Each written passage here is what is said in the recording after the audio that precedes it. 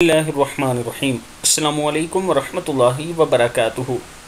अगर आपके घर में रिज़्क़ की कमी है तो ये अमल करें। उससे पहले मैं अपने दोस्तों से गुजारिश करूँगा कि कुर्बानी की ईद आ रही है। इस पर हम हर बार इज्तिमाई कुर्बानी करते हैं। इस बार भी बहुत से साथी तावन कर रहे हैं, इज्तिमाई कुर्बानी के लिए पैसे मुझे सेंड कर रहे हैं और मैं आपकी अमानत समझकर कुर्बानी करके गरीब लोगों में वो गोश्त तकसीम कर देता हूँ।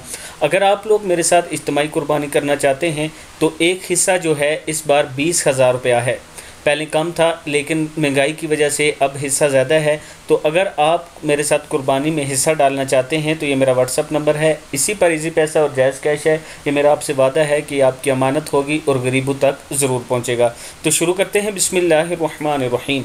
हुज़ूर अकरम सल्लल्लाहु अलैहि व आलिहि वसल्लम ने फरमाया, जो आदमी घर में दाखिल होते वक्त 3 बातों का एहतमाम करे, रिज़्क़ इसके दरवाज़े तोड़ कर आएगा, यानी इसके घर में रिज़्क़ में बरकत होगी। पढ़ना क्या है? एक, अस्सलामु अलैकुम वरहमतुल्लाहि वबरकातुहू कहा करें जब घर में दाखिल हों।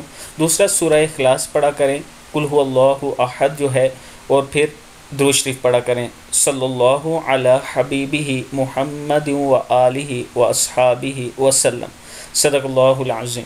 इस पर अमल करें, अल्लाह ताला करम फरमाएगा।